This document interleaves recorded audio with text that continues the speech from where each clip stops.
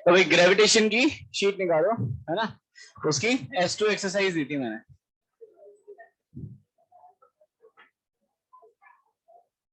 ये बेटा पढ़ेंगे, इसके बाद पढ़ाई करेंगे, ये भी पढ़ाई है।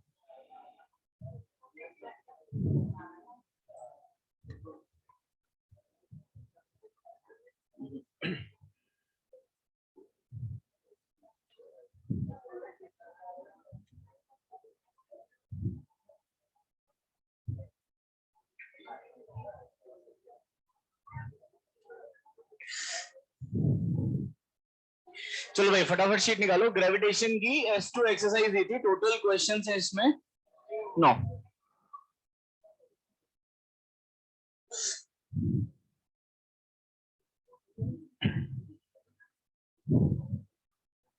चलो बता दे। चलो S2 exercise question number 1 first हो गया क्या बेटा? क्लियर है सबको, है ना। ये ध्यान रखना, मैक्सिमम स्पीड तो वहीं पर होगी जहां से प्रोजेक्ट करोगे, क्योंकि जैसे मान लो मैंने मेरी तरफ से आपने पार्टिकल फेंका, तो मैं पार्टिकल पे कैसा फोर्स लगाऊंगा? अट्रैक्टिव। तो उसकी वेलोसिटी धीरे धीरे क्या होती जाएगी? कम होती जाएगी। तो मैक्सिमम तो वहीं पर होगी जहां से फेंकोगे, और फेंका है R2R डिस्टेंस, है ना, सेंटर से मेजर कर रहे हो। और मिनिमम कहां पर होगी? आप ऐसे समझो कि मैंने पार्टिकल को फेंका, फोर्स लग रहा है अपोजिट डायरेक्शन में, तो धीरे धीरे उसकी वेलोसिटी कम होती चली जाएगी। वेलोसिटी वहां तक कम होगी जहां पर ग्रेविटेशनल फील्ड 0 होगा, क्योंकि जैसे ही पार्टिकल उस पॉइंट को क्रॉस कर जाएगा, अब उस दूसरे पार्टिकल का अट्रैक्टिव फोर्स ज्यादा डोमिनेटिंग हो जाएगा। ये ध्यान रखना, मैक्सिमम वेलोसिटी वहां पर होगी जहां से पार्टिकल को फेंका, और मिनिमम वहां पर होगी जहां पर ग्रेविटेशनल फील्ड 0 हो। Question number second.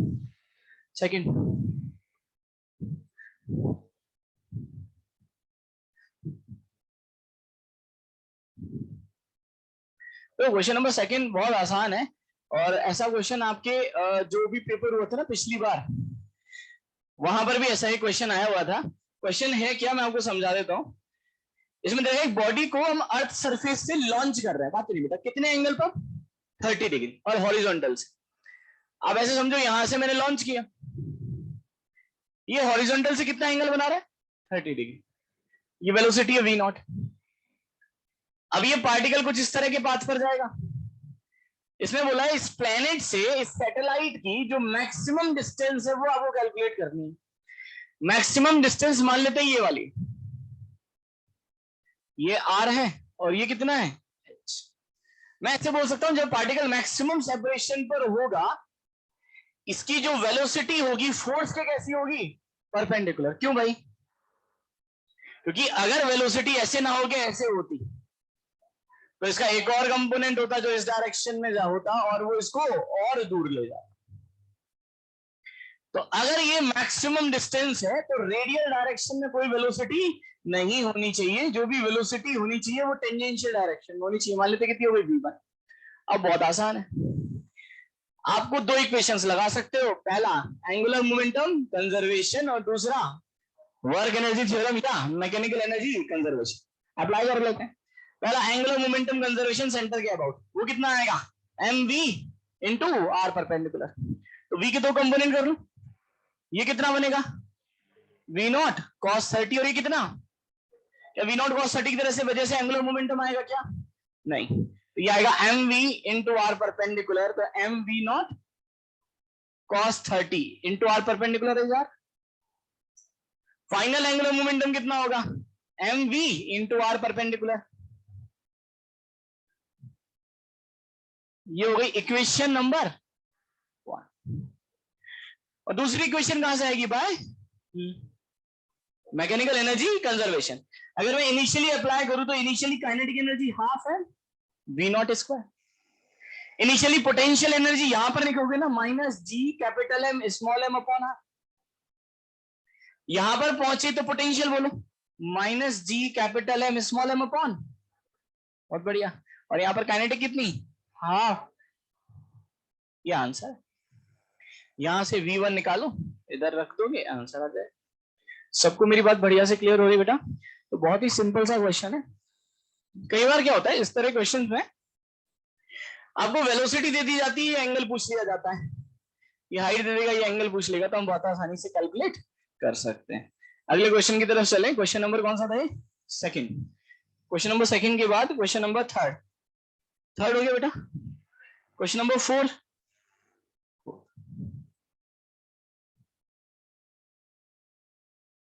सब लोग बेटा एक बार क्वेश्चन को रीड करो।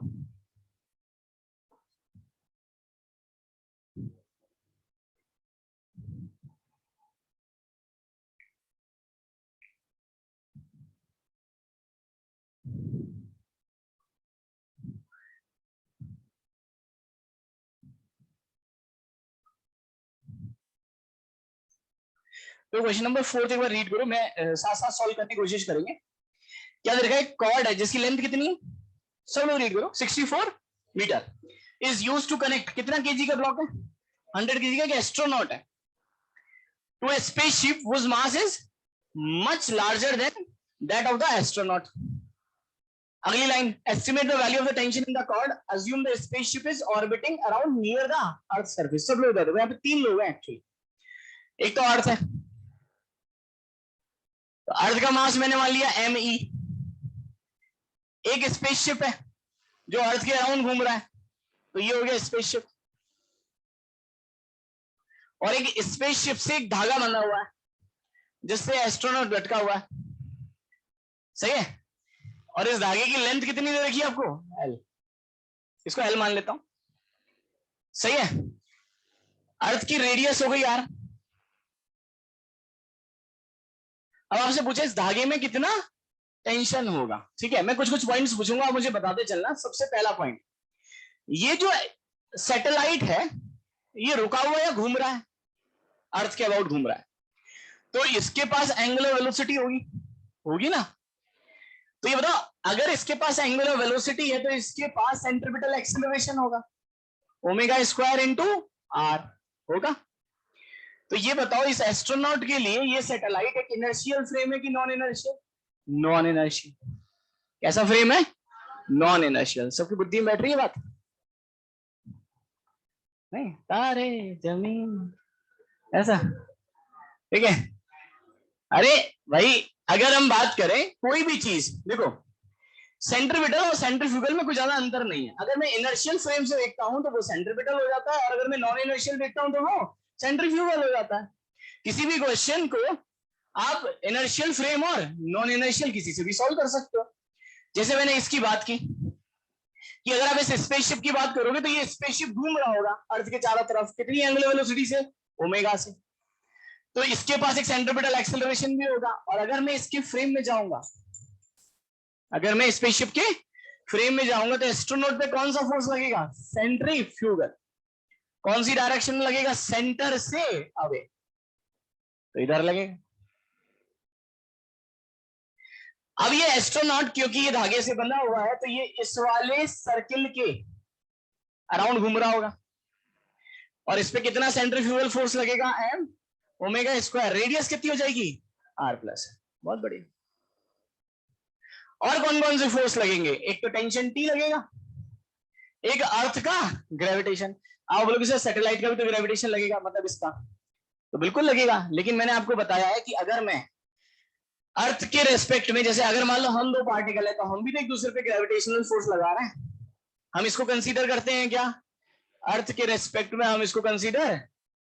तो इस पे कौन कौन सा लगेगा? एक तो टेंशन लगेगा, और एक अर्थ की वजह से यहां पर ग्रेविटेशनल फोर्स लगेगा। कितना लगेगा बोलो? G M E into M upon R plus L का होल।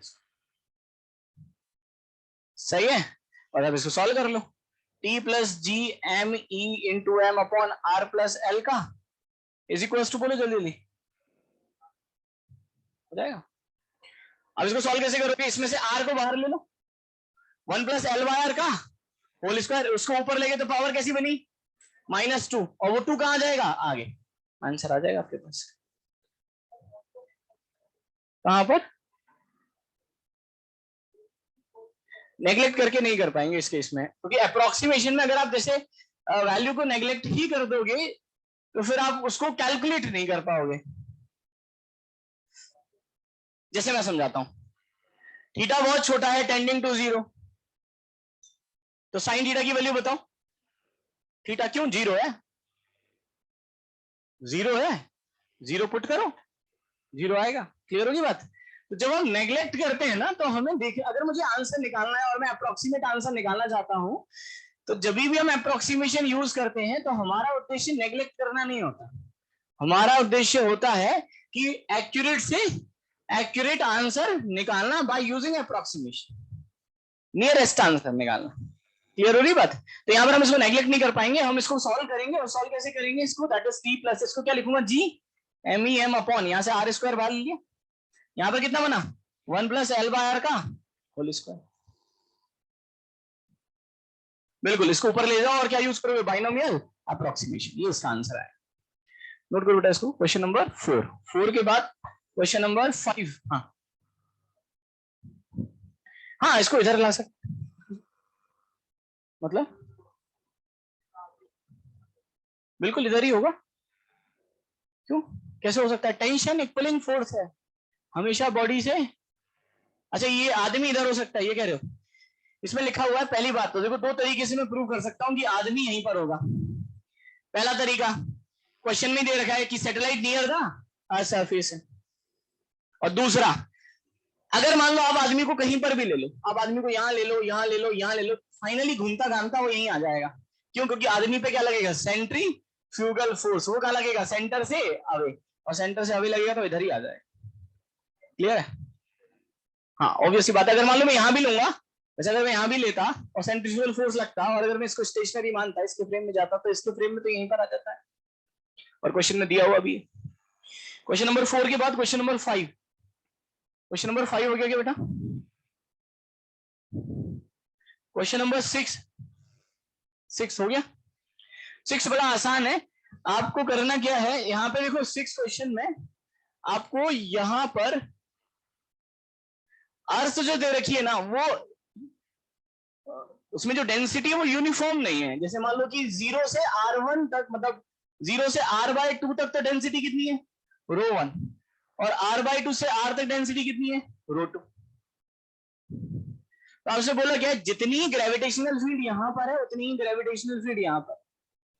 तो बस आपको कैलकुलेट करना है, यहां पर ग्रेविटेशनल फील्ड निकाल सकते हो क्या? ऐसे निकालेंगे। अगर मैं बाहर आ गया तो बस कितना आएगा, gm/r², और m दोनों का मास आएगा m1 + m2। क्लियर हो रही बात? और अगर मैं यहां पर ग्रेविटेशनल फील्ड निकालूंगा तो सिर्फ इसकी वजह से आएगा, बाहर वाले की वजह से क्यों नहीं आएगा? अगर आप बाहर वाले के लिए देखोगे, एक तो गॉस लॉ, और बाहर वाले के लिए देखोगे तो एक तरह से ये शेल है, इसकी वजह से अंदर के किसी भी पॉइंट पर ग्रेविटेशनल फील्ड 0 होता है। क्वेश्चन नंबर 7th डाउट है। 7th बेटा बस इसी का ध्यान रखना, जैसे सन के और अर्थ के बीच में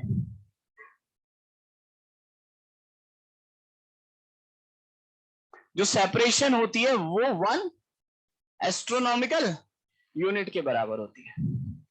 बस अगर आप इसको याद रखोगे तो बाकी तो बाइनरी स्टार का फॉर्मूला लगाना है, T = 2π√m1 + m2 अपॉन, मतलब हाँ, R1 + R2 का whole cube upon gm1 + m2। Question number 7 के बाद क्वेश्चन नंबर 8 हो गया। क्वेश्चन नंबर 9 था क्या डाउट?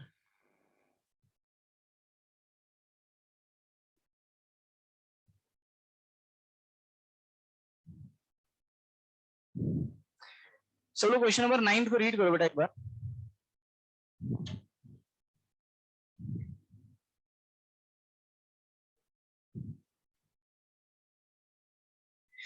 अच्छा, वो याद होगा हम लोगों ने जियो स्टेशनरी सैटेलाइट पढ़ा था ना, तो मैंने आपको बताया था area swept by the Jio stationery satellite. जैसे इधर देखो, अब बात ध्यान से सुनना, पहले क्वेश्चन क्या है वो मैं आपको बताता हूँ। जैसे मान लो ये अर्थ है और ये जियो स्टेशनरी सैटेलाइट है। अब जियो स्टेशनरी सैटेलाइट तो ऐसे ही घूमेगा, तो इसने बोला है कि जियो स्टेशनरी सैटेलाइट जब एक चक्कर लगा भी लेगा तो ऐसा कौन सा एरिया है वो जिसको वो कवर नहीं करेगा। अब बात ध्यान से सुनना, अगर मान लो यहां पर है जियो स्टेशनरी सैटेलाइट तो ये वाला एरिया कवर हो जाएगा, यहां पर है तो ये हो जाएगा, यहां पर है तो ये हो जाएगा, यहां पर है तो ये, लेकिन ये एरिया और ये एरिया कभी भी कवर नहीं। यही आपसे पूछा है। आप सब लोग इधर देखो, मान लेते हैं जियो स्टेशनरी सैटेलाइट यहां से कितनी दूरी पर है, x, क्वेश्चन में दे रखा है। तो कौन सा एरिया वो कवर करेगा? यहां से हम क्या ड्रॉ करते थे? ये करते थे। अगर मान लो ये घूमते घूमते यहां से यहां पर आ गया, तो कौन सा एरिया कवर करेगा? यहां से क्या ड्रॉ करोगे? टेंजेंट। तो मैं ऐसे बोल सकता हूं क्या कि ये वाला जो एरिया है ये कभी भी कवर नहीं हो, बस ये एरिया निकालना है। अब ये कैसे निकालूंगा? बात ध्यान सुने। यहां से अगर मैं परपेंडिकुलर ड्रॉ करूं, ये एंगल अगर थीटा है तो ये वाला एंगल कितना होगा? 90 माइनस थीटा होगा ना। और ये एरिया कैलकुलेट कर सकते हो क्या? Bye solid angle. कितना आसान है।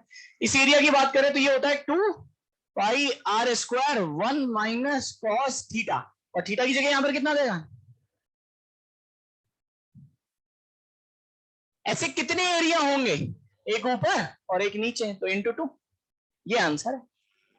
तो ये आंसर आएगा आपके पास, that is 4 pi R square 1 minus sine theta.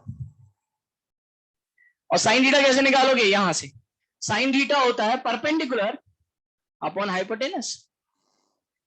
ये अगर x है, ये r है, तो ये लेंथ कितनी होगी? Root of X square minus R. तो आंसर आएगा आपके पास 4 pi R square 1 minus sine theta. बोलो जल्दी बोलो। Under root of minus R square upon, ये आंसर है। सबको मेरी बात आ रही है बेटा समझ में? क्लियर है? तो कितना एरिया कवर कर पाएगा वो कैसे निकालोगे? 4 पाई आर स्क्वायर में से इस एरिया को माइनस कर दोगे। तो ये जो कैलकुलेट किया है ना, ये नॉट कवर्ड एरिया।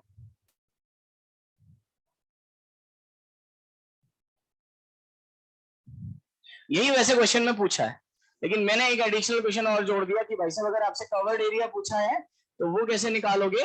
वो निकालोगे 4 pi R square minus not covered. नहीं कर सकते।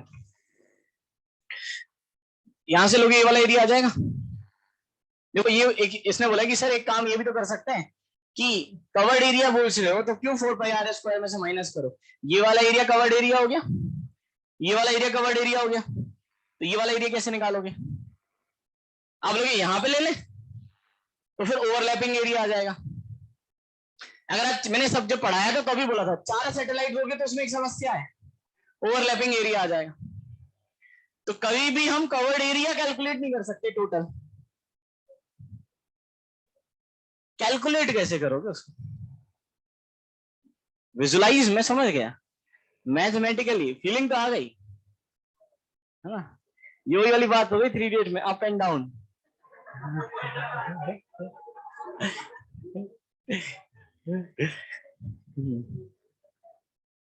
अनकवर्ड तो एक ही तरीका है कि हम क्या करें, टोटल एरिया में से अनकवर्ड एरिया को माइनस कर दें तो कवर्ड एरिया आ जाएगा।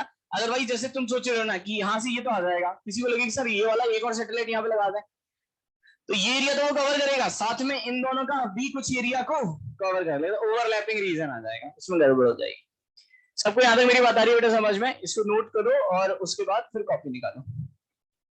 रेसेस और दी थी मैंने आपको, रेस नंबर, तो मैं उसके आंसर्स दे दूंगा मैं, और डिस्कस अपन नेक्स्ट क्लास में करेंगे, पहले थोड़ा सा कोर्स कंप्लीट करेंगे।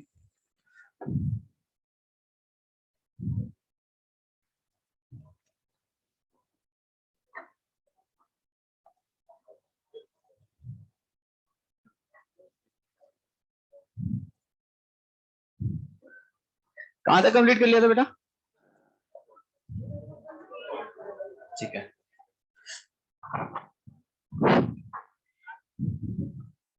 हाँ, तो हम लोगों ने सर्किट की बात की थी और सर्किट के रिगार्डिंग थोड़े बहुत क्वेश्चंस किए थे, है ना, ये किया था।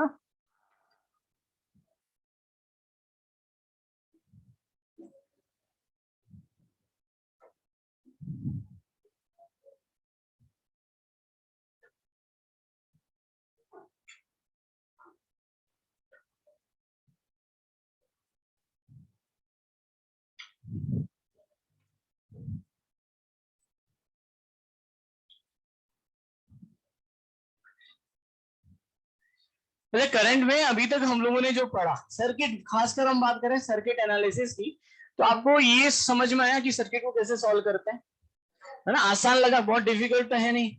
मैंने आपको लिखना बता दिया है, उसमें 2-3 पॉइंट्स है आपको ध्यान रखने हैं। अगर हम मेथड की बात करें तो सबसे पहले हमने लोगों ने बात की थी केवीएल, किरचॉफ वोल्टेज लॉ। ये बेस्ड होता है एनर्जी कंजर्वेशन पर, हम इसको सबसे कम अप्लाई करते हैं, ठीक है।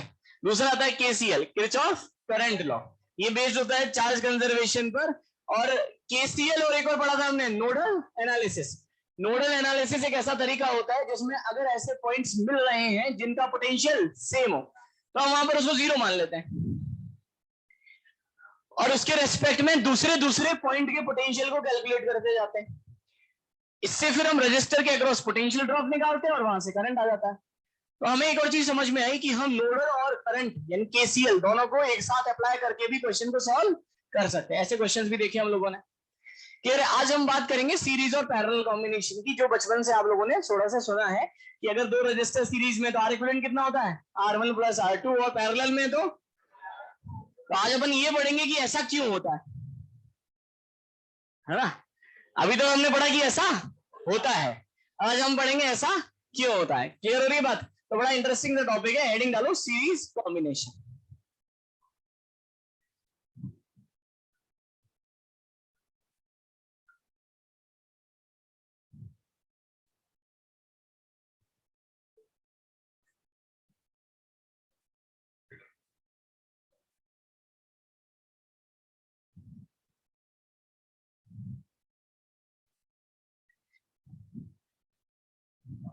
अब सब लोग इधर देखो, है ना, पहले समझते हैं और फिर एक साथ बाद में नोट करना।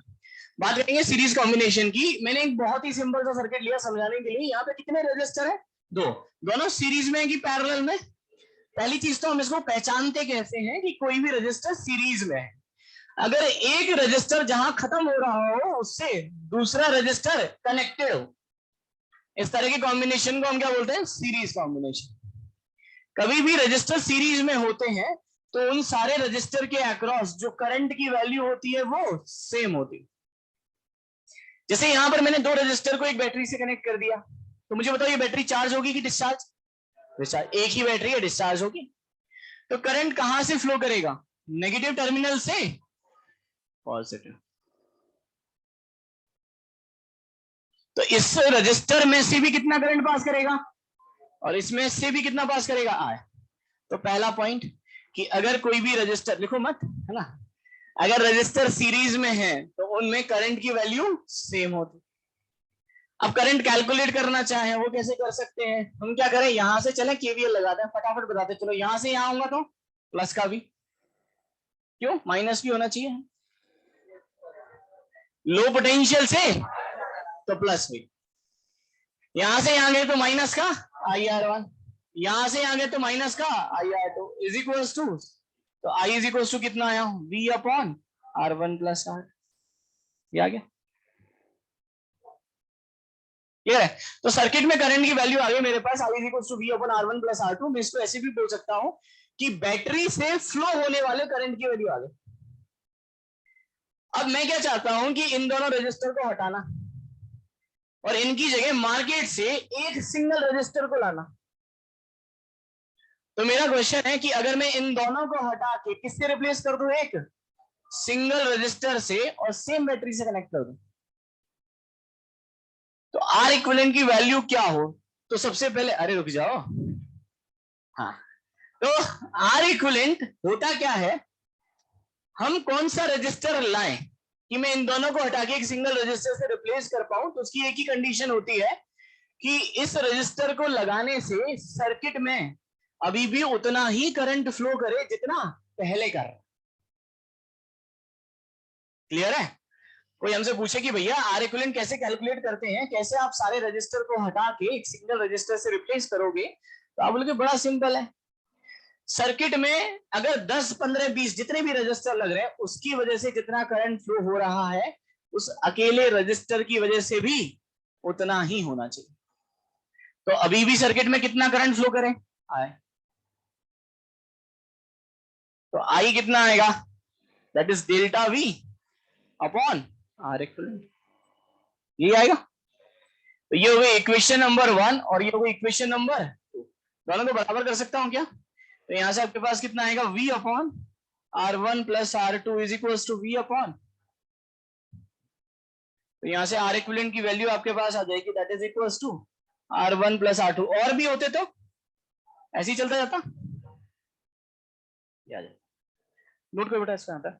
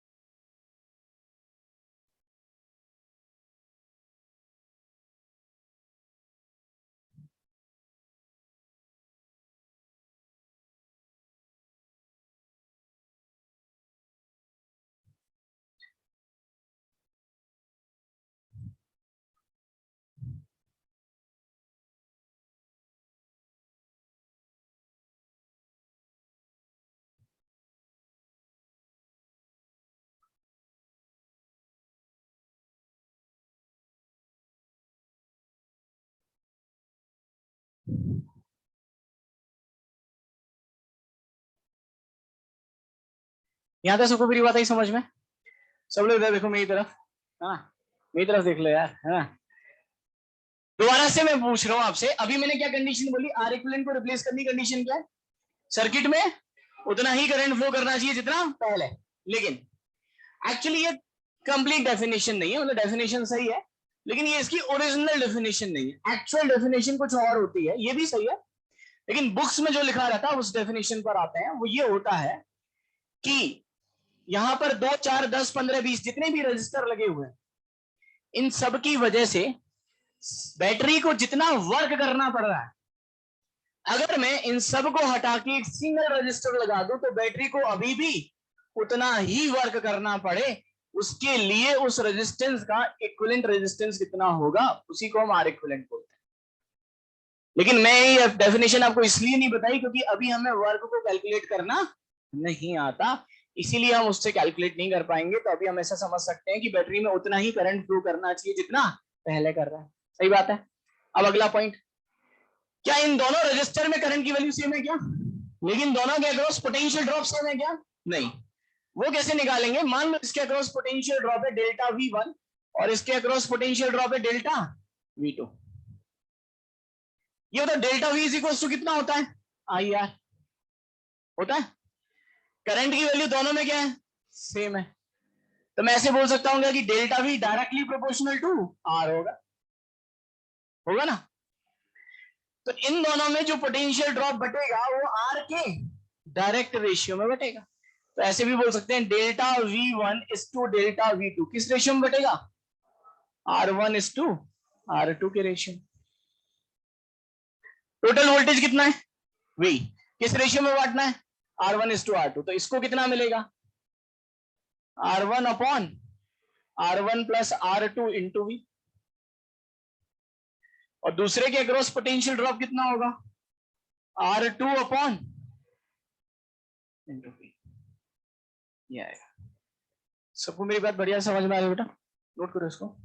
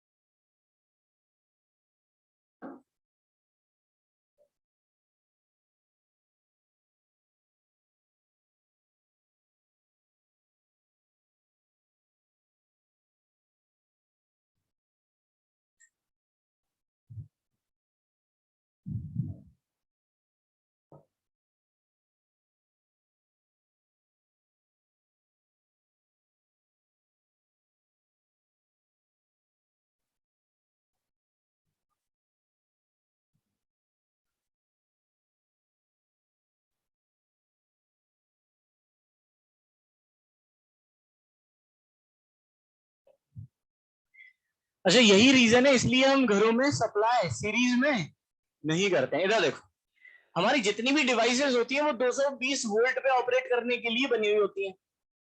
सब लोग देखो, हमारी जितनी भी डिवाइसेस होती है वो कितने के लिए बनी होती है।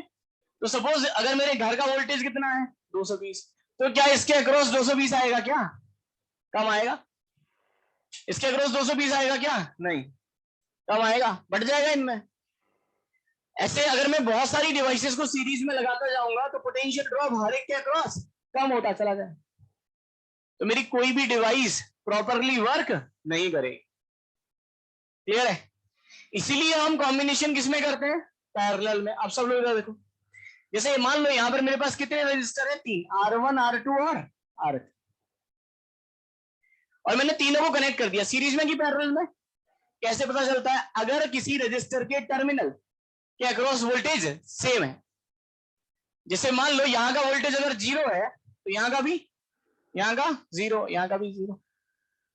यहां का अगर V है तो V और V। R1 के अक्रॉस पोटेंशियल ड्रॉप बताओ, V माइनस 0। R2 के अक्रॉस भी V माइनस 0, और इसके अक्रॉस भी V माइनस 0। तो क्या तीनों के टर्मिनल के अक्रॉस पोटेंशियल ड्रॉप सेम है? तो तीनों किसमें है? पैरेलल में। अगर मान लो मैं 220 वोल्ट की घर में सप्लाई लेता हूं, तो मेरी पहली डिवाइस के अक्रॉस भी पोटेंशियल ड्रॉप कितना है? 220। दूसरे के अक्रॉस भी कितना है? 220। तीसरे के अक्रॉस भी। और मैं अगर सबको पैरेलल में कनेक्ट करूंगा तो हर एक के अक्रॉस पोटेंशियल ड्रॉप 220 ही रहेगा। तो मेरी हर डिवाइस अपनी मैक्सिमम एफिशिएंसी से वर्क करेगी, जिसके लिए वो डिजाइन है। सबको मेरी बात आ रही है समझ में? इसीलिए हम घरों में सप्लाई किसमें करते हैं? पैरेलल। अब मैं चाहता हूं कि ये सारे रजिस्टर हटा के मैं एक सिंगल रजिस्टर से रिप्लेस करना चाहता हूं, जिसका R कितना हो गया? R equivalent. और अगर सेम बैटरी से कनेक्ट किया तो रिप्लेस करने की कंडीशन क्या होगी? इस बैटरी से उतना ही करंट फ्लो करे जितना पहले कर। यही था ना? अब इधर देखो, मान लो इसमें करंट आई है तो इसमें आई होगा क्या? नहीं। मान लेते कितना है? I1। इसमें मान लेते कितना हो गया? सॉरी, इसमें I1, इसमें I2 और इसमें I3। तो मैं ऐसे बोल सकता हूं क्या? I is equals to I1 plus I2 plus I3। समझ में आया? यहां से आई गया, इसमें गया I1, इसमें गया I2 और इसमें गया I3। सही बात है? ये बताओ I1 को क्या लिख सकता हूं मैं? V minus 0 divided by R1, तो V बाय R1। I2 को, I3 को, और अगर इन सबको हटा के मैं एक सिंगल रजिस्टर से रिप्लेस कर रहा हूं तो इसको क्या लिख सकता हूं? I is equal to V by R equivalent. यहां पे रिप्लेस कर देते हैं, that is equal to V by R equivalent. तो यहां से आपके पास R इक्विवेलेंट आएगा 1 by R equivalent is equal to, बिल्कुल नोट करके चलिए,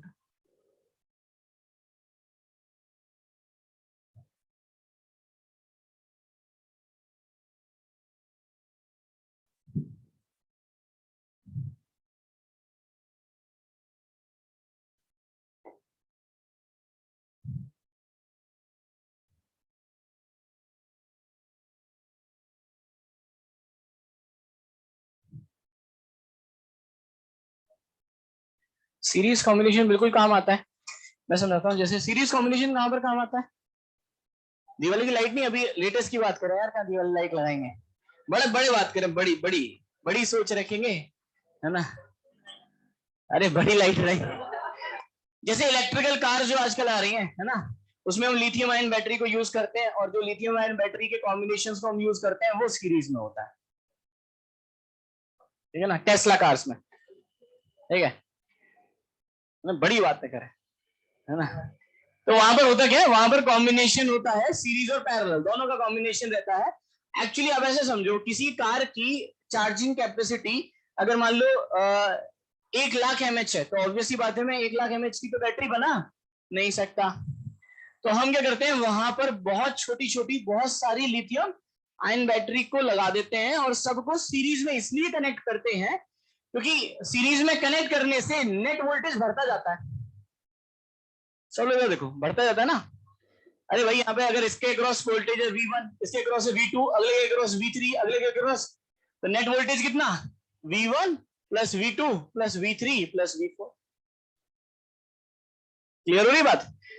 तो इसीलिए हम क्या करते हैं, जब हम लोग जैसे किसी भी इलेक्ट्रिकल कार की बात करते हैं, जो पैनल्स होते हैं उसमें, तो उसमें एक बैटरी नहीं लगी होती, बहुत सारी छोटी छोटी बैटरी लगी होती हैं, और हर एक का पोटेंशियल, अगर मान लो कि एक का पोटेंशियल 10 वोल्ट है और मुझे 1000 वोल्ट की बैटरी बनानी है, तो मुझे कितनी बैटरी यूज करनी पड़ेगी? 100 सीरीज में। वहां पर सीरीज कॉम्बिनेशन का यूज आता है। लेकिन घरों में सप्लाई के लिए हम किसका यूज करते हैं? पैरेलल का, क्योंकि हमारी मजबूरी है, हमें वोल्टेज को बढ़ाना नहीं है ना कम करना है, हमें वोल्टेज को सेम रखना है, और वो कितना है? 220 को।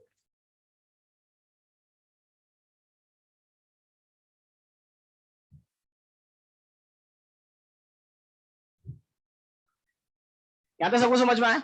चलो अगले पॉइंट की तरफ चलते हैं। इधर देखो सब लोग, तो पैरेलल का फॉर्मूला सबको क्लियर है? बचपन से क्लियर है? 1/r equal to 1/r1 plus 1/r2 plus 1/r3 and so on. अगर मान लो दो ही रजिस्टर होते पैरेलल में, थोड़ा सा फॉर्मूला सही कर लेते हैं, कितना बनेगा? 1/r equal is equal to 1/r1 plus 1/r2। कितना आता बेटा? आर इक्वलेंट आता R1 R2 अपॉन, सब लोग इधर देखो पहले ना, छपाई बाद में कर। अगर मेरे पास दो ही रजिस्टर होते, दोनों पैरेलल में होते, तो आर इक्वलेंट कितना आता? R1 R2 upon R1 plus R2। जैसे मान लो यहां पर मेरे पास दो रजिस्टर है, एक का रेजिस्टेंस दे रखा है 3 ओम और दूसरे का रेजिस्टेंस आपको दे रखा है 6 ओम। क्या आप आर इक्वलेंट निकाल सकते हो क्या? आप लोग सर आईआईटी के पैसा देके क्या पढ़ा रहे हो, है ना? बात ध्यान से समझना, ठीक है? ये वही है शक्तिमान की छोटी छोटी मगर मोटी बात है ना? यहाँ पर अगर ये दोनों पैरेलल में है, एक 3 ओम का एक 6 ओम का, आर इक्विवेलेंट बताओ कितना आएगा? 3 × 6 अपॉन 3 + 6 कितना आएगा? 2 ओम। तो पहला पॉइंट यहां से, अगर मैं कभी भी रेजिस्टेंस को पैरेलल में कनेक्ट करता हूं, तो जो इक्विवेलेंट रेजिस्टेंस आता है वो सारे रेजिस्टेंस से कम होता है। तो अगर मैं R1 R2 दोनों को पैरेलल में कनेक्ट करूंगा और इससे मेरे पास आर इक्विवेलेंट आया, तो जो आर इक्विवेलेंट की वैल्यू होगी वो R1 से भी कम होगी एंड R2 से भी कम।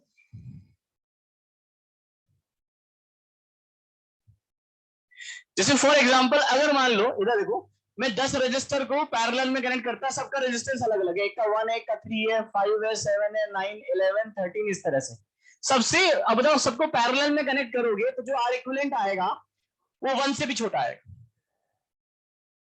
सबको मेरी बात आ रही है समझ में? तो ये जरूर ध्यान रखना कि जब आप पैरेलल में कनेक्ट करते हो और फाइनली जो आपके पास इक्विवेलेंट रेजिस्टेंस आता है, तो वो सबसे मिनिमम वाले रेजिस्टेंस से भी कम आता है। क्लियर है यहां तक सबको? अगला पॉइंट नोट करो बेटा यहां तक पहले।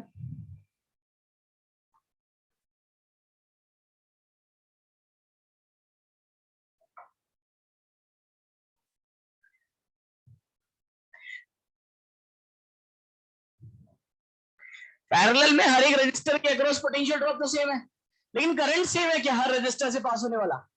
नहीं।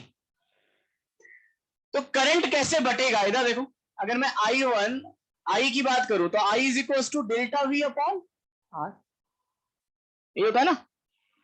डेल्टा वी तो सबके अक्रॉस कैसा है? सेम। तो मैं ऐसे बोल सकता हूं ना कि करंट किस रेशियो में बटेगा? Current will be inversely proportional to R distribute, R के इनवर्स रेशियो। जैसे फॉर एग्जांपल सब लोग देखो, जैसे मान लो ये एक रजिस्टर है आर, ये रजिस्टर दे रखा है 2R और ये दे रखा है 3R। यहां से कितना करंट आया? आई। तो इन दोनों में करंट कैसे बटेगा? सीरीज में कि पैरेलल में? और पैरेलल में जब करंट बटेगा तो वो आर के इनवर्स रेशियो में बटेगा। आर का रेशियो कितना है? 1:2। इनवर्स रेशियो कितना होगा? 2:1। तो 2/3 ऑफ द करंट इसमें जाएगा और 1/3 ऑफ द करंट इसमें जाएगा। क्लियर है? किस रेशियो में बटेगा? आर के इनवर्स रेशियो। नोट करो बेटा यहां पर, in parallel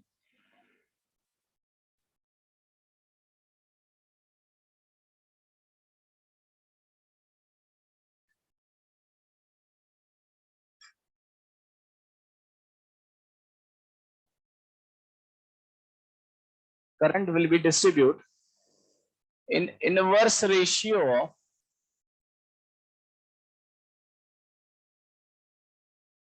of resistance.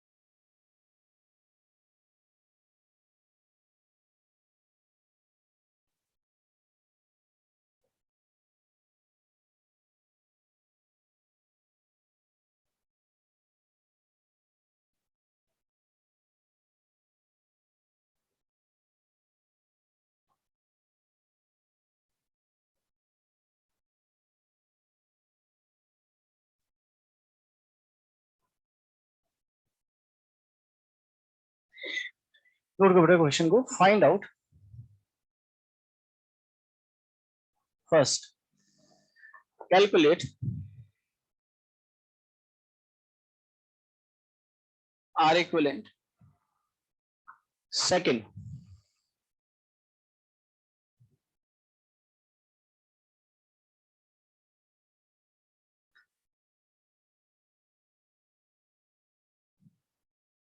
current passing through battery.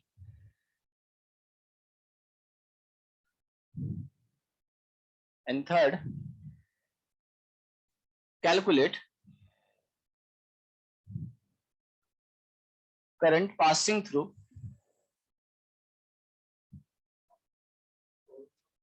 each resistor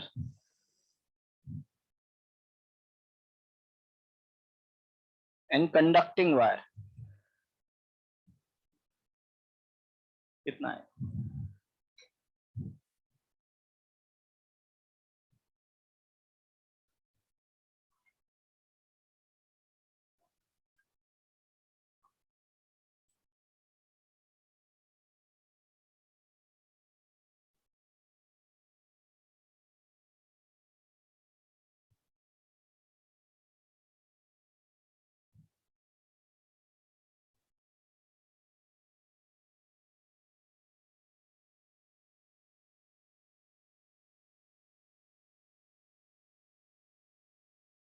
अच्छा, इसमें किसी को दिक्कत तो नहीं है भैया कि यहाँ पर 2i/3 और यहाँ पर i/3 कैसे आया? दोबारा से बता सकता हूँ, बहुत आसान है. दोनों किसमें है? पैरेलल में. तो करंट R की इनवर्स रेशियो में बैठेगा. R का रेशियो कितना आएगा? 1:2. इनवर्स रेशियो कितना हुआ? 2:1. तो 2/3 ऑफ द टोटल करंट इधर और 1/3 ऑफ द टोटल करंट इधर. अब इसको कैलकुलेट करो. इधर देखो, यहाँ पे टोटल कितने रजिस्टर है? 4. और बीच में एक कंडक्टिंग वायर है. आपको कैलकुलेट करना है पहला आर इक्विवेलेंट कितना होगा, दूसरा करंट पासिंग थ्रू बैटरी कितना होगा, अगला कैलकुलेट करना है हर एक रजिस्टर से कितना करंट पास करेगा और कंडक्टिंग वायर से कितना करंट पास करेगा. जब इतना निकाल लो तो हर एक रजिस्टर के अक्रॉस पोटेंशियल ड्रॉप भी बता देना. हाँ, आर इक्विवेलेंट कितना आ जाएगा? 4. करंट कितना देगा बैटरी से? 25. बहुत बढ़िया.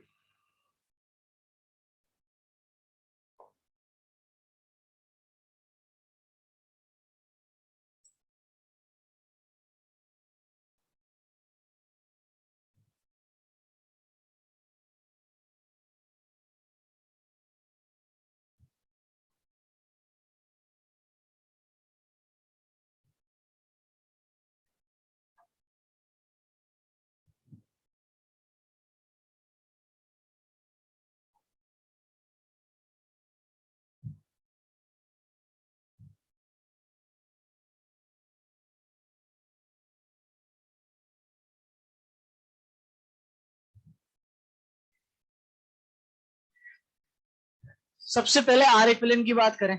मेरा पहला क्वेश्चन ये है, आर इक्विवेलेंट किसके अक्रॉस निकाला जाता है?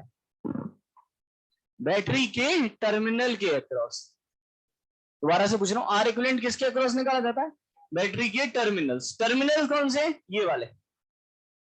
तो ये एक हो गया और एक ये हो, जहां पर बैटरी कनेक्टेड है। तो आर इक्विवेलेंट हम इसके अक्रॉस निकालेंगे, इन दोनों टर्मिनल के अक्रॉस। मुझे बताओ ये दोनों किसमें है, सीरीज में कि पैरेलल में? पैरेलल में। चलो इधर देखो एक बार, लेकिन अगर मान लो यहां पर एक रजिस्टर होता तो क्या ये दोनों पैरेलल में होते क्या? नहीं, ये ध्यान रखना। अभी पैरेलल में क्यों है? पैरेलल का तरीका मैंने आपको बताया था, अगर दोनों रजिस्टर के अक्रॉस पोटेंशियल ड्रॉप सेम हो, जितना पोटेंशियल इसके अक्रॉस होगा उतना ही इसके अक्रॉस होगा। ऐसा क्यों?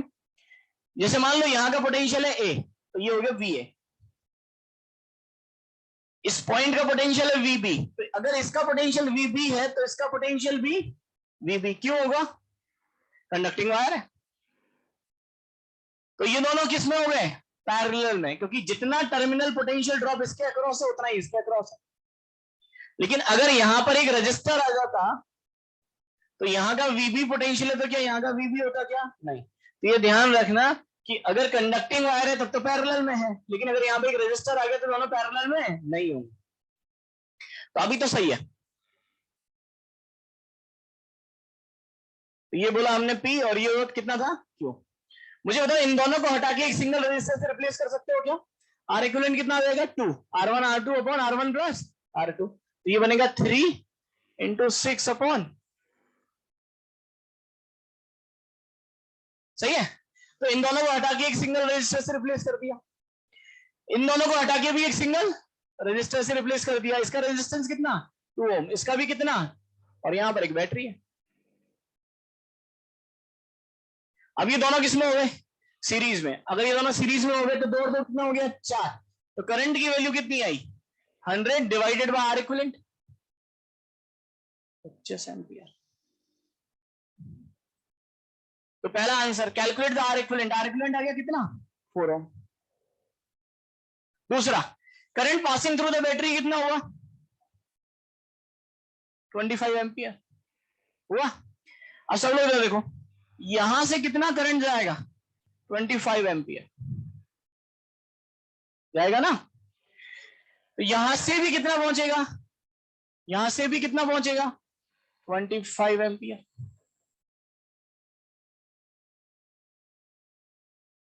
ठीक है। अब इनमें कितना करंट बटेगा? तो एक तरीका तो ये है कि ये दोनों सीरीज में कि पैरेलल में, तो करंट आर के इनवर्स रेशियो में बढ़ जाएगा, वहां से आंसर आ जाएगा। एक तरीका तो ये। अब मैं एक और तरीका बताता हूं आपको, इधर देखो, इन दोनों का आर इक्विवेलेंट कितना आया? 2। बोलते चलना तो मजा आएगा। इन दोनों का आर इक्विवेलेंट कितना आया? 2।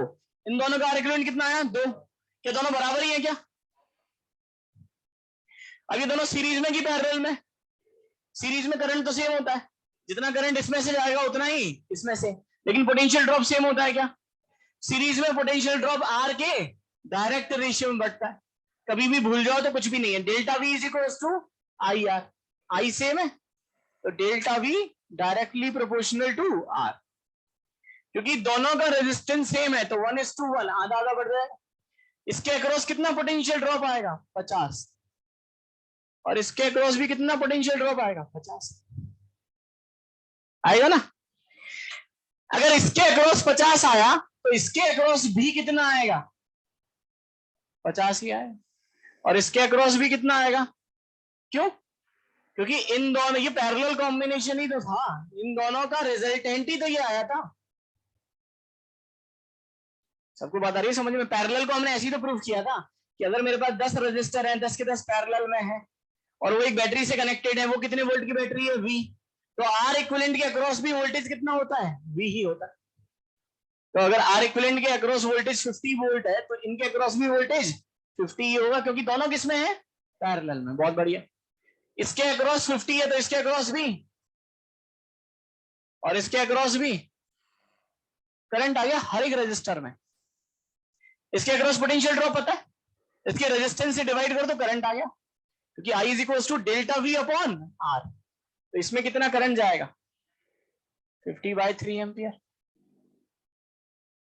इसमें कितना करंट जाएगा बोलो? 50/6 एम्पियर। इसमें कितना करंट जाएगा? 50/6 एम्पियर। और इसमें कितना करंट जाएगा? 50/3 एम। तो इस वायर में कितना करंट जाएगा वो बहुत आसान है, केसीएल से। यहां से कितना करंट आया? 50/6। और यहां से कितना गया? 50/3। तो इसका मतलब और करंट कहां से आया होगा? इस वायर से। जैसे यहां पर देख सकते हो, चाहो तो, अगर नहीं समझ में आ रहा था, यहां से कितना आया? 50/3। और यहां अगर 50/6 गया तो यहां पर भी 50/6 जाएगा। समझ में आया ना? बाय कंजर्वेशन ऑफ करंट, जितना अमाउंट ऑफ करंट आएगा उतना अमाउंट ऑफ करंट जाएगा। तो 50/3 इधर आया, 50/6 गया तो बचा हुआ इसमें जाएगा। सबको मेरी बात आई है बेटा समझ में? तो सारे आंसर्स हमारे पास आ गए। आर इक्विवेलेंट आ गया, current passing through the battery आ गया, और हर एक रेजिस्टर के अक्रॉस करंट आ गया। और वायर में करंट कहां से कहां फ्लो होगा? पी से क्यू की तरफ। नोट करो बेटा इसको।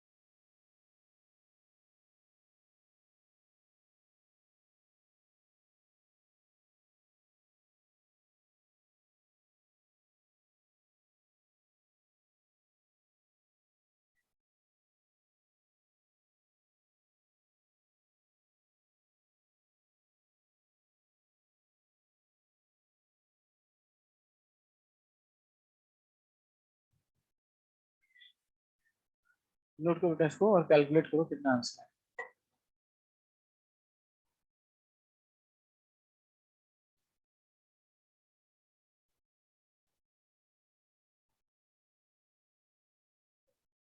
आर इक्विवेलेंट कितना जाएगा?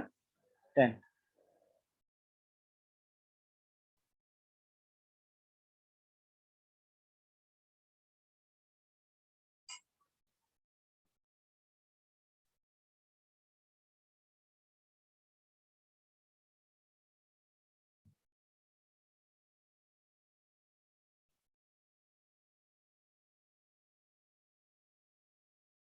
करंट कितना आएगा? 9 एम्पियर।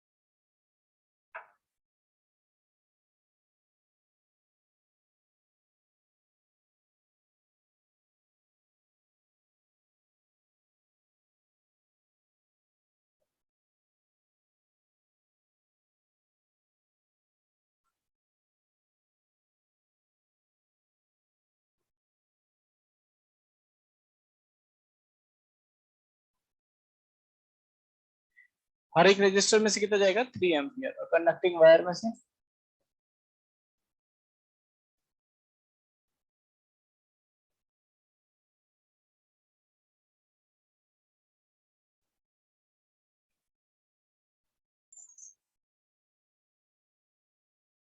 आपको दिख रहा है infinite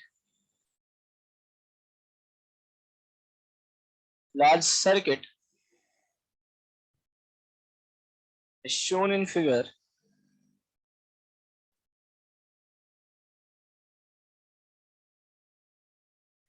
Calculate R equivalent across terminal XY.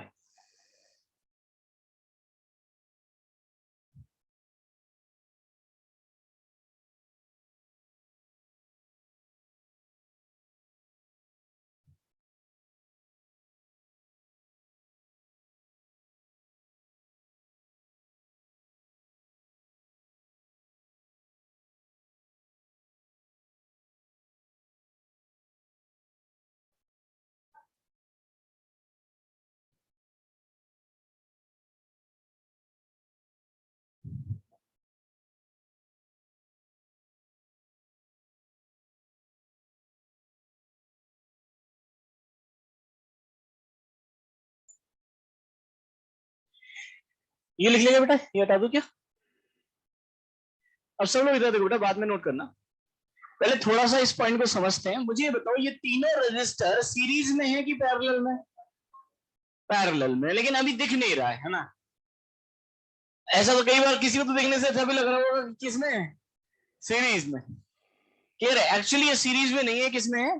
Parallel में। तो पहले हमें ये पता तो चले कि ये पैरेलल में है, तो हम इस केस में सर्किट को क्या करते हैं? रीड्रॉ करते हैं।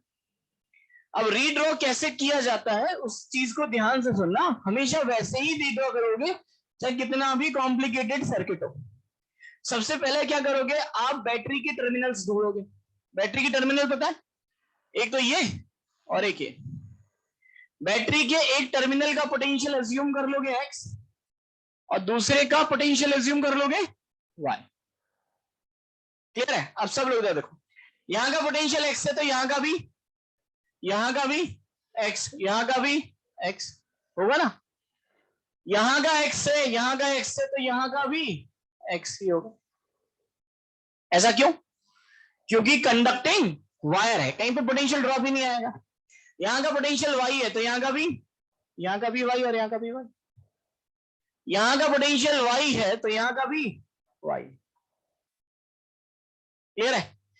कितने पोटेंशियल पॉइंट मिले मुझे? दो, एक एक्स और एक वाई। तो हम क्या करेंगे, एक्स को लिख देंगे यहां पर और वाई को लिख देंगे यहां। हमेशा ऐसे ही लिखोगे, एक को राइट और एक को लेफ्ट। अब दिमाग में आता है कि सर दो से ज्यादा पोटेंशियल पॉइंट होते तो कहां पे लिखते? तो अगर तीन होते तो मैं लिखता यहां पर तीसरे को, ए को। अगर चार होते तो मैं चौथा बी इधर लिखता। अब आप बोलोगे सर 5 6 7 होते तो आप सीधे नीचे लिखते, सी डी ई एफ, ऐसे चलता जाता। और हमेशा इसी फॉर्म में लिखोगे, क्योंकि ऐसा करने से आपको देखते ही पता चल जाएगा कि सर्किट सीरीज में है या पैरेलल। जैसे यहाँ पे कितने पॉइंट पोटेंशियल है? दो, तो ये सब तो आएंगे ही नहीं। अब लिखते चलते हैं, बनाते चलते हैं। यहां पर एक्स और वाई के बीच में कितना रजिस्टर है? एक। पहला ये हो गया ना, एक्स और वाई के बीच में एक रजिस्टर, इसका रेजिस्टेंस कितना है? 30। इस रजिस्टर के अक्रॉस भी पोटेंशियल ड्रॉप कितना है? ये एक्स और ये वाई।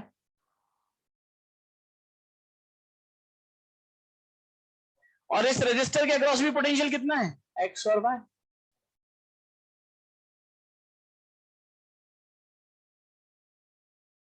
ये मतलब बैटरी का हाई पोटेंशियल कौन से किससे जुड़ा हुआ है? एक्स की वाई से? एक्स से। तो एक्स से हाई पोटेंशियल और वाई से लो पोटेंशियल। ये हो गया हमारा सर्किट रीड्रॉ। इसकी बैटरी का वोल्टेज कितना है? 90। ये बताओ तीनों सीरीज में कि पैरेलल में? पैरेलल। आर इक्विवेलेंट कितना आएगा? 10। अब कैसे निकालोगे? 1 by R equivalent equals to 1 by R one plus 1 by R two plus. एक छोटा सा शॉर्ट ट्रिक और बताता हूं। अगर मान लो आपके पास एन रजिस्टर है और सबका आर सेम है,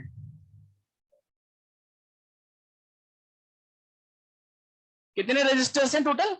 एन। तो ये बताओ इनका आर इक्विवेलेंट कैसे निकालोगे? आप ये तो लिखोगे 1 by R equivalent is equals to 1 by R one plus 1 by R two plus, और ऐसा चलेगा कितनी बार? N times. तो ये कितना बनेगा 1/R equivalent is equal to कितना बनेगा N/R। तो R इक्विवेलेंट कितना आ जाएगा R/N। तो अगर n आइडेंटिकल रजिस्टर है और सबके सब किसमें है पैरेलल में, तो R इक्विवेलेंट होता है R/N। मतलब अगर 2 होते तो R इक्विवेलेंट कितना हो जाता R/2, 3 होते तो R/3, 4 होते तो R/4। जैसे यहां पर कितने हैं 3, तो R इक्विवेलेंट कितना आएगा R/3। और R की वैल्यू कितनी है,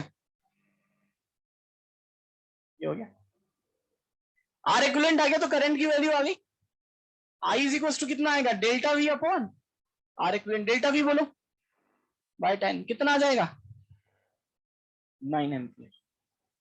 सबको मेरी बात बढ़िया से समझ में आ रही है। अब सब लोग इधर देखो, ये बताओ बैटरी से टोटल कितना करंट निकला। इधर देखो सब लोग, बाद में छपाई करना। कितना आया 9 एम्पियर। बैटरी चार्ज हुई कि डिस्चार्ज, एक ही बैटरी है तो नेगेटिव टर्मिनल से पॉजिटिव, यहां से करंट आया कितना 9 एम्पियर।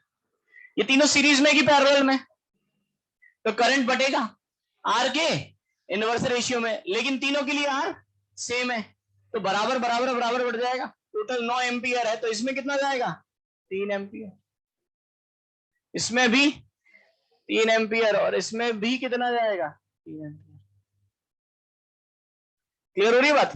अब वो करंट कैसे फ्लो करेगा वो मैं इस डायग्राम में बताता हूं, बड़ा इंटरेस्टिंग सा आंसर आएगा। यहां से कितना करंट गया टोटल बताते चलो, यहां से कितना करंट आया 9 एम्पियर। हर रजिस्टर में से कितना करंट पास हो रहा है 3 एम्पियर। तो यहां से 9 आया, इसमें कितना गया, तो टोटल बचा हुआ किसमें गया, इसमें कितना 6 एम्पियर। अब 6 एम्पियर यहां से चला, यहां पर पहुंचा, यहां से कितना एम्पियर आ रहा है 6 एम्पियर। हर रजिस्टर में कितना जाना है 3, तो 6 यहां से आया, 3 इधर चला गया और 3 इधर चला गया। यहां से 3 आया, यहां से 3 आया, तो यहां पर कितना गया 6 एम्पियर। यहां से 6 एम्पियर आया, यहां से 3 एम्पियर आया, यहां पर कितना हो गया।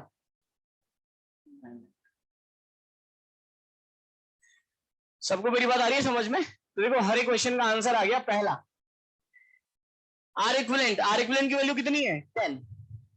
Current passing through the battery कितना है 9 ampere. Current flowing from the each resistor कितना है 3 एम्पियर। और current passing through the conducting wire कितना है 6 एम्पियर। ये इसका आंसर, नोट करो बेटा।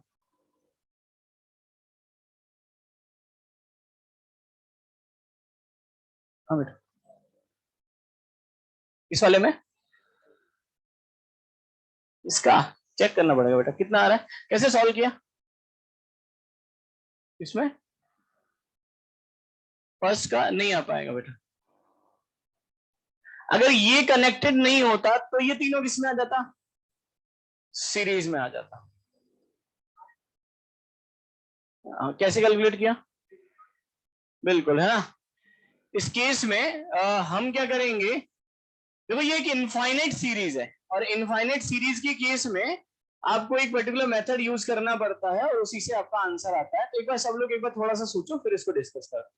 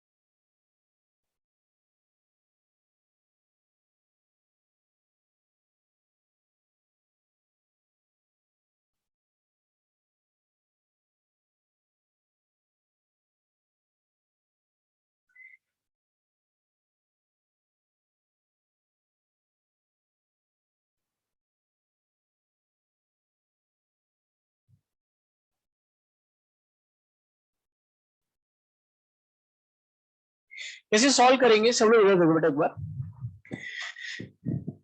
मुझे थोड़ा सा हिंट देते चलना है ना। जिसे मैं सॉल्व कर पाऊं। यहां पर ये एक पूरा एक सर्किट है, जाल बना हुआ है, और ये कहां तक फैला हुआ है? क्या ये सर्किट सिमेट्रिक लग रहा है क्या? बिल्कुल एक जैसा ही तो है, सबका रेजिस्टेंस सेम है। मुझे बताओ टर्मिनल्स कौन से हैं? चलो तो देखो, बोलो तो सही, एक्स और वाई। मुझे इसके अक्रॉस आर इक्विवेलेंट निकालना है। आप मुझे ये बना के दे गए, है ना, और आप बोले कि सर चुपचाप बैठ के सॉल्व करो, अभी मैं 5 मिनट में आगे चेक करूंगा। मैंने कहा ठीक है भाई। मैंने क्या किया, मैंने कहा यार ये तो इधर तक जा रहा है इनफाइनाइट तक, तो मैं डर गया। तो मैंने क्या किया, इसको मिटा दिया। ये बताओ कि सर्किट में कोई फर्क पड़ा क्या? कोई फर्क नहीं पड़ा, अभी भी बिल्कुल वैसा ही सर्किट है। कहां तक फैला हुआ? इनफाइनाइट तक। तो मैं ऐसे बोल सकता हूं कि जितना आर इक्विवेलेंट इसका आएगा, जितना आर इक्विवेलेंट इस बचे हुए पोर्शन का आएगा, उतना ही आर इक्विवेलेंट पूरे सर्किट का आएगा, क्योंकि सर्किट में कोई फर्क नहीं पड़ा, अभी भी सर्किट उतना ही है, क्योंकि सर्किट कैसा है? Infinite law. यानी मैं बोल सकता हूं कि यहां से ये जो पोर्शन हम लोगों ने मिटाया, जितना इस कंप्लीट का आर इक्विवेलेंट है, इस वाले पोर्शन का आर इक्विवेलेंट भी उतना ही होगा। समझ में आ रही है बात? इस वाले पोर्शन का आर इक्विवेलेंट भी उतना ही होगा। तो मान लेते हैं इसका जो आर इक्विवेलेंट है वो स्मॉल आर के बराबर है। तो मैं क्या कर सकता हूं, इन सारे रजिस्टर को हटा के किससे रिप्लेस कर सकता हूं? Small R. तो कर देते हैं। तो आपके पास देखो सर्किट बचा क्या, ये एक रजिस्टर हो गया कितना? Capital R. एक ये रजिस्टर हो गया कितना? Capital R. एक ये रजिस्टर हो गया कितना? Capital R. और आपने क्या किया, यहां से इसको कट कर दिया, और इसको हटा के मैंने एक इक्विवेलेंट रेजिस्टेंस रख दिया कितना? स्मॉल आर, और यहां पे कनेक्ट कर दिया। क्या आप इस सर्किट को सॉल्व कर सकते हो क्या? अब तो सर्किट हो गया। ये दोनों किसमें है, और इनका रिजल्टेंट इनके साथ किसमें है? सीरीज में। तो पहले इन दोनों को सॉल्व करें। बोलो आर इक्विवेलेंट कितना आएगा? Capital R into small R upon capital R plus small R, R1 R2 upon R1 plus, ये आर इक्विवेलेंट आ गया। और ये इन दोनों के साथ किसमें? तो प्लस 2R। ये पूरे सर्किट का आर इक्विवेलेंट आ गया, और पूरे सर्किट का आर इक्विवेलेंट किसके बराबर होगा? Small R. क्योंकि जितना आर इक्विवेलेंट इतने हिस्से का है, उतना ही आर इक्विवेलेंट कंप्लीट का होगा। यहां से सॉल्व कर सकते हैं। तो सॉल्व करते हैं और आंसर बताओ एक बार, नोट करो फटाफट। तो ये बनेगा स्मॉल आर, ये बनेगा आपके पास that is 2 capital R square plus 2 capital R small R, ये बनेगा। यहां से सॉल्व करोगे तो ये टर्म इससे कैंसिल आउट हो जाएगी, और आपके पास बनेगा that is equals to small R square minus 2 capital R small R minus 2R square is equals to 0। Capital R square से डिवाइड कर दो, ये बनेगा आपके पास small R upon capital R का 2 times of small R upon capital R minus 2 is equals to 0।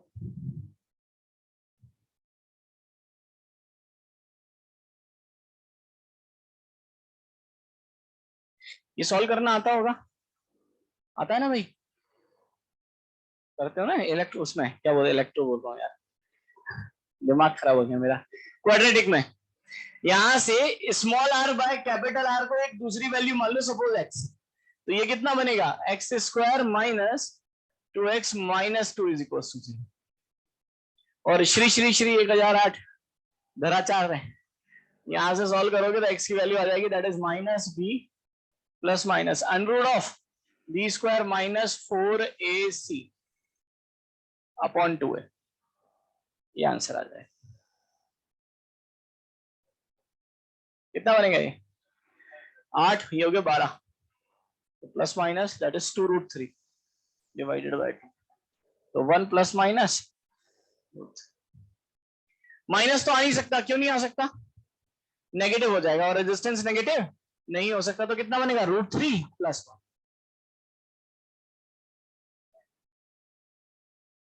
तो यहां से x की वैल्यू है small r upon capital R is equal to 1 plus √3। तो small r is equal to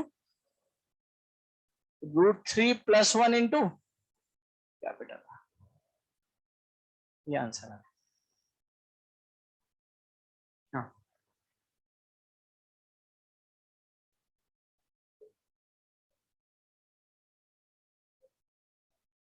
इससे पहला वाला। हाँ समझ गया। हाँ, या इस वाले में, इस वाले की कह रहे हो क्या? इसमें तो बेटा इनफाइनाइट सीरीज है ना। हाँ, ये दोनों, ये दोनों तो पैरेलल, ये अच्छा इसके साथ इनके साथ आप ऐसे सोचो, इन दोनों को सॉल्व करोगे तो अब ये बना R,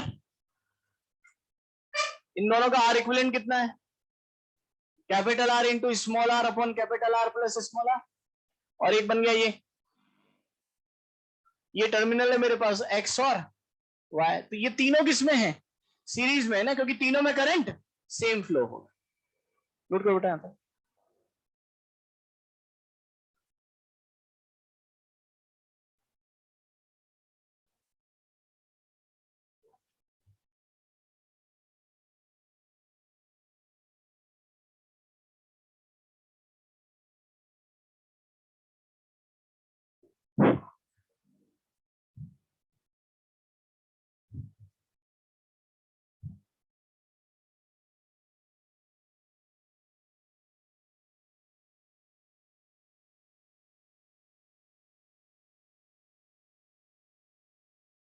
इसको नोट करो बेटा और इस क्वेश्चन को कैलकुलेट करो कितना आंसर आएगा।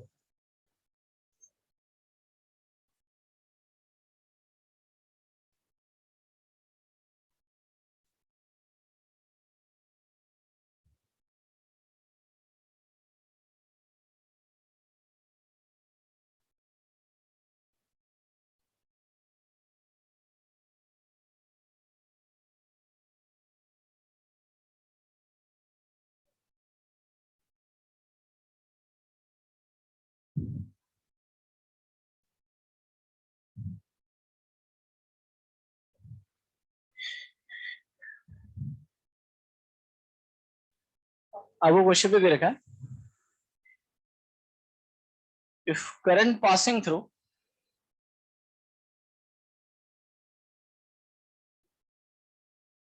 ideal ammeter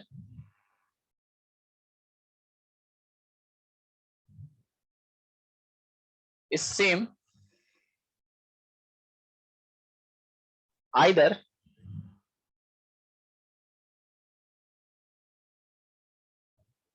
both switches is open or closed,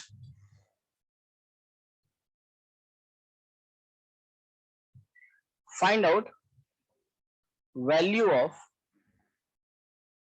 resistance capital R।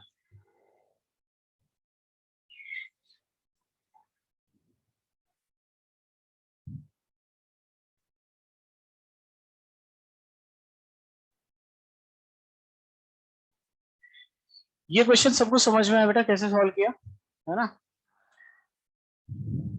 पहले इस क्वेश्चन को नोट करो बढ़िया से और फिर मैं आपको पहले एक्सप्लेन करता हूँ कि क्वेश्चन का मीनिंग क्या है ना? क्योंकि यहाँ पे कुछ नई चीजें आ रही हैं जो हमें पता नहीं है ना। एक तो है यहाँ पर अमीटर और उसके आगे लिखा हुआ और है क्या? आइडिया।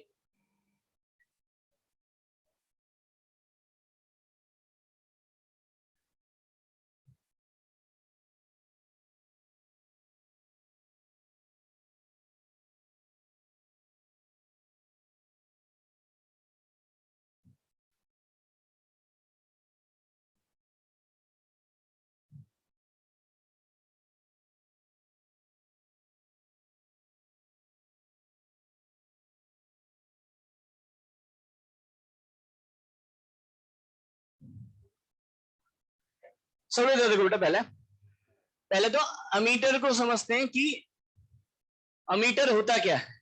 ठीक है ना? अमीटर एक करंट मेजरिंग डिवाइस होती है जो करंट को मेजर करती है।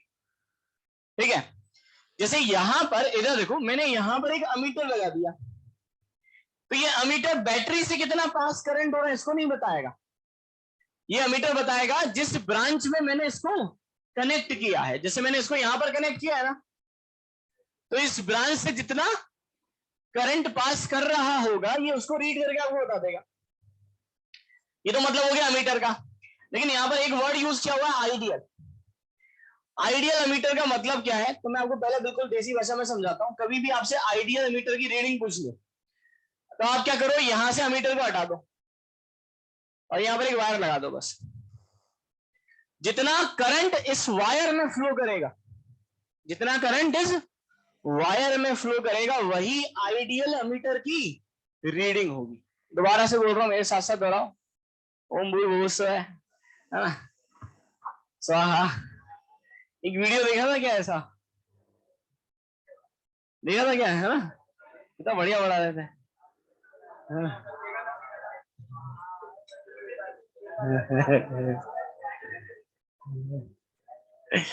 चलो देखो सब लोग कि यहां पर अगर मैं अमीटर की रीडिंग की बात करूं तो दो तरह की डिवाइस होती है। एक होता है अमीटर, एक होता है वोल्ट मीटर।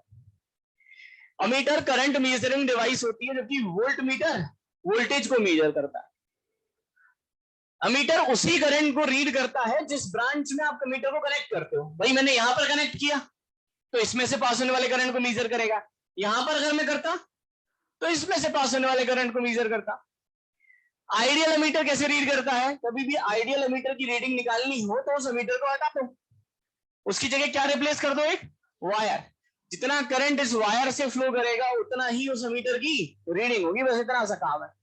अब मेरा क्वेश्चन क्या है कि if current passing through the ideal ammeter, यहां से जो करंट पास हो रहा है is same either both switches is open और क्लोज्ड। तो हमें क्वेश्चन में दे रखा है अगर मैं दोनों स्विचेस को ओपन रखूं, चाहे मैं दोनों स्विचेस को क्या कर दूं, क्लोज कर दूं, इसमें से पास होने वाला, इस ब्रांच में से पास होने वाला करंट चेंज नहीं हो रहा। आपको कैपिटल आर की वैल्यू निकालनी है तो कैसे कैलकुलेट करेंगे, पहले दोनों को ओपन मान लेते हैं, इसमें करंट कैलकुलेट कर लेते हैं, फिर दोनों को क्लोज मान लेते हैं, इसमें करंट को कैलकुलेट कर देते हैं और दोनों करंट को इक्वेट कर देते हैं, आपका आंसर आ जाएगा। आप कैलकुलेट करके आंसर बताओ।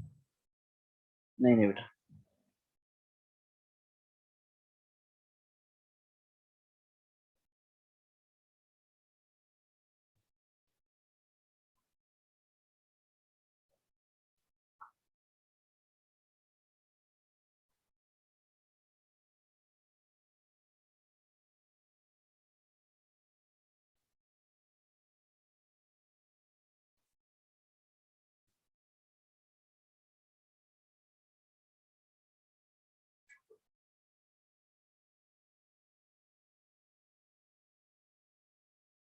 जैसे पहले इसमें केस 1 ले लेते हैं। If both switches S1 and S2 is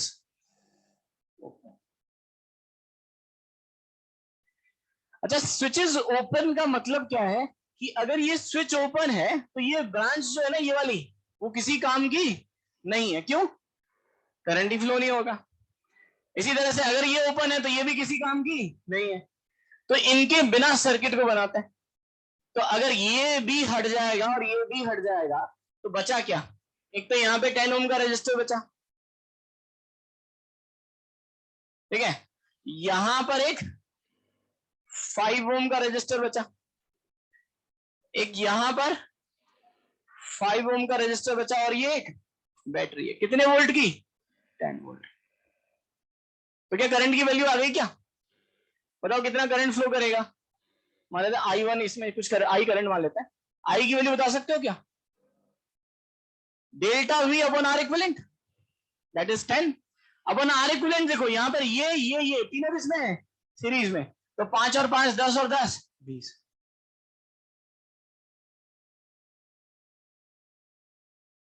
current की वैल्यू कितनी आई, आधा एम्पियर। अच्छा, ये current passing through the battery है, सही है ना, बैटरी से जितना करंट पास होगा वो है।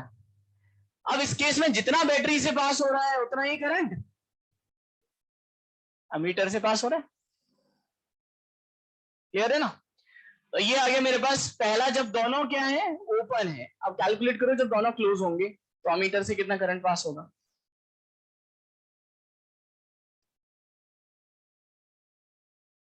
ओपन सर्किट है ना बेटा, यहां से करंट आएगा, जा पाएगा क्या?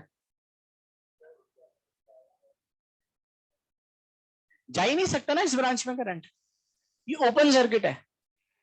ओपन सर्किट में कभी भी करंट फ्लो नहीं हो सकता, ये ओपन है ना, करंट को फ्लो के लिए रास्ता चाहिए, क्लियर है? और यहां पर ये आगे ओपन है, गड्ढा है, क्लियर है? तो यहां पर करंट फ्लो नहीं कर सकता।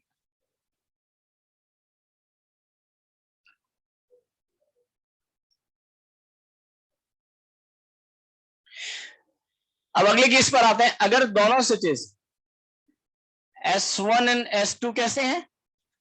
क्लोज्ड। अब आप देखो, अगर क्लोज होंगे ना तो यहां पर एक 10 ओम का रजिस्टर और नीचे R, नहीं 10 ही आंसर है, बिल्कुल आंसर आएगा 10।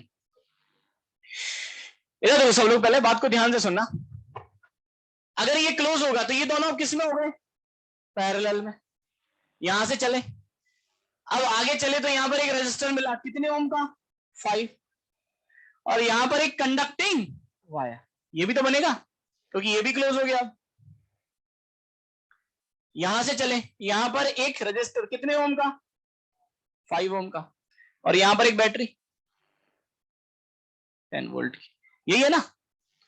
अब सब लोग इधर देखो, इस रेजिस्टर का कोई भी यूज नहीं है। क्यों नहीं है? क्योंकि ये शॉर्ट हो गया। शॉर्ट सर्किट पढ़ाया था। शॉर्ट सर्किट क्या होता है? अगर मैं किसी भी रजिस्टर के अक्रॉस एक कंडक्टिंग वायर लगा दूं तो जितना पोटेंशियल इस पॉइंट का होगा उतना ही पोटेंशियल इस पॉइंट का होगा। तो इस रजिस्टर में से कोई भी करंट पास नहीं करेगा। क्यों नहीं करेगा? पोटेंशियल ड्रॉप कितना है? 0। Delta V is equal to I R, जितना पोटेंशियल यहां पर है उतना ही यहां पर है, तो डेल्टा वी 0, इसलिए करंट की वैल्यू 0। और जब भाई इस रजिस्टर में से करंट ही पास नहीं करेगा तो इसका सर्किट में कोई महत्व नहीं, हटा दो इसको सर्किट से। तो होगा क्या? मान लो यहां से अगर एक्स अमाउंट ऑफ करंट आया तो यहां पर भी कितना करंट जाएगा? एक्स, ऐसी जाएगा ना। यहां से भी कितना करंट जाएगा? एक्स। और इन दोनों में करंट कैसे बटेगा?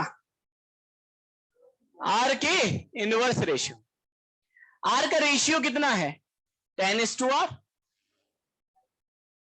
10:R। इनवर्स रेशियो कितना होगा? R:10। टोटल करंट कितना है? X। तो इसमें कितना करंट जाएगा बोलो? R/R+10 इंटू एक्स, ये जाएगा। और यही वो करंट होगा जो किसमें से पास कर रहा होगा? अमीटर से। अमीटर से पहले कितना करंट पास कर रहा था? अभी कितना करंट पास कर रहा है? ये। और दोनों की रीडिंग सेम है तो बराबर कर दो। तो मैं क्या लिखूंगा बोलो? R/R+10 into X is equal to 1/2। कितने अननोन है यहां पर? 2। हमें चाहिए R। अब एक्स कैसे निकालो?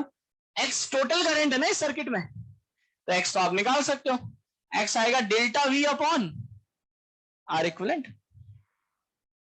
एक्स है total current, that is delta V upon R equivalent. R equivalent बताओ, ये दोनों किसमें? पैरेलल में। उसके साथ ये किसमें? सीरीज में। इसका कोई यूज है क्या? नहीं है। तो अगर मैं डेल्टा वी लिखूं तो ये आएगा 10 अपॉन आर इक्विवेलेंट में लिख रहा हूं, दैट इज इसका तो आर इक्विवेलेंट कितना आएगा बोलो? 10R upon plus 5। सबको मेरी बात आई समझ में कैसे लिखा? बस इसको उठा के यहां पे रख दें, आपका आंसर आ जाएगा। नोट करो और फाइनल आंसर सब लोग कैलकुलेट।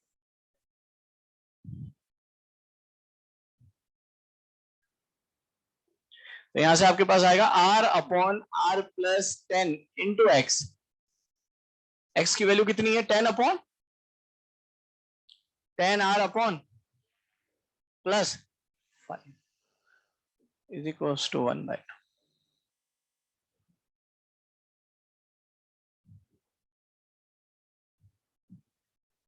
यहां से कैलकुलेट करोगे तो R की वैल्यू आपके पास कितनी आती है? 10 ओम आती है।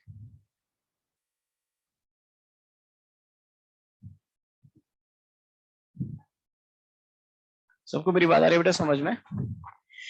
एक ही क्वेश्चन में 3 चीजों का यूज हो गया। पहला चीज का यूज हुआ वो ये है कि अमीटर का मीनिंग क्या होता है और आइडियल अमीटर क्या होता है, वो हमें समझ में आया। दूसरा, इसी क्वेश्चन में ओपन सर्किट भी आ गया और शॉर्ट सर्किट भी आ गया। तो जब दोनों S1 और S2 ओपन है तो ये वाली ब्रांच और ये वाली ब्रांच एक ओपन सर्किट की तरह से काम कर रही है, दोनों में करंट फ्लो नहीं करेगा। लेकिन अगर मैं इसको क्लोज कर दूंगा तो ये वाला रजिस्टर क्या हो जाएगा, शॉर्ट सर्किट। इस रजिस्टर के अक्रॉस कोई भी करंट फ्लो नहीं करेगा। नोट करो बेटा इसको। और एक क्वेश्चन दे रहा हूं घर से करने के लिए, उसको अटेम्प्ट करें।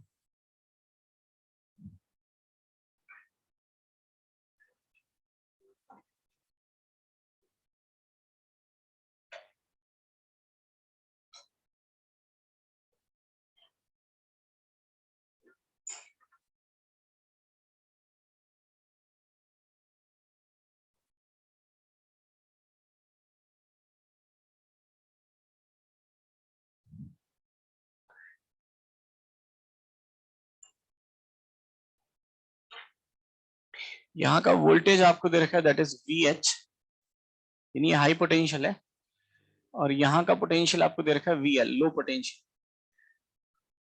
ये कंडक्टर दे रखा है जिसकी रेजिस्टिविटी दे रखी है रो नॉट। कैलकुलेट करना है, फाइंड आउट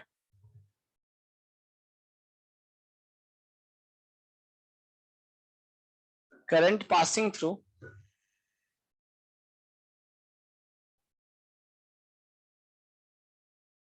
गिवन कंडक्टर।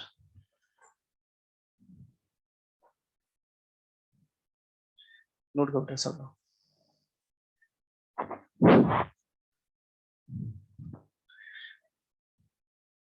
और इसके आंसर देता हूं। 20 कौन सी दी थी?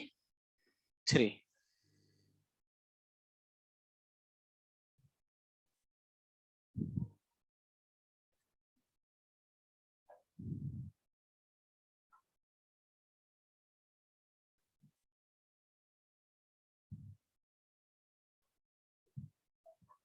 Race number 23, question number 1। First का आंसर आएगा B, सेकंड का है C, क्वेश्चन नंबर थर्ड का आंसर आएगा A, फोर्थ का है C, फिफ्थ का आंसर आएगा C, क्वेश्चन नंबर 6 का है C, सेवेंथ का आएगा A, एट्थ का आएगा C, नाइन्थ का आएगा D और 10th का भी D। आंसर 24 भी दी थी क्या?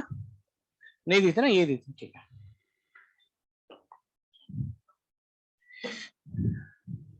नेक्स्ट क्लास के लिए होमवर्क है ग्रेविटेशन,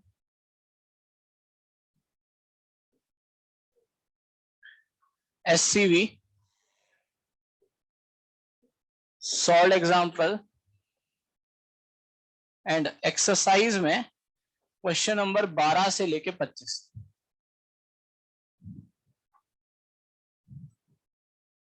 है ना? तो नेक्स्ट क्लास में हम लोग डिस्कस करेंगे एक तो रेस नंबर 23। SCV के सॉल्व एग्जांपल्स आपको करने जरूर है ना, क्योंकि डिस्कस नहीं होते हैं लेकिन करने जरूर है। क्योंकि देखो अगर SCV के ऑब्जेक्टिव 1 ऑब्जेक्टिव 2 की बात करोगे तो वैसे क्वेश्चंस अब जेई नहीं पूछता है, क्योंकि वो पूछ चुका है ना। बहुत सारे के सारे क्वेश्चंस लगभग वो पूछ चुका है प्रीवियस ईयर में, तो वैसे क्वेश्चन अब नहीं पूछता है। लेकिन जो SCV के सॉल्व एग्जांपल्स हैं उनमें से प्रीवियसली अगर आप 3 साल के पेपर देखोगे तो उस टाइप के क्वेश्चंस काफी आने की प्रोबेबिलिटी बढ़ गई है। तो SCV के सॉल्व एग्जांपल जरूर करने और एक्सरसाइज के क्वेश्चन नंबर 12 से लेके 25, ठीक है। तो ये दोनों चीजें डिस्कस करेंगे, तो एक बार अटेम्प्ट करके जरूर आना। चलो भाई, बाकी फिर नेक्स्ट क्लास में मिलते हैं। Thank you.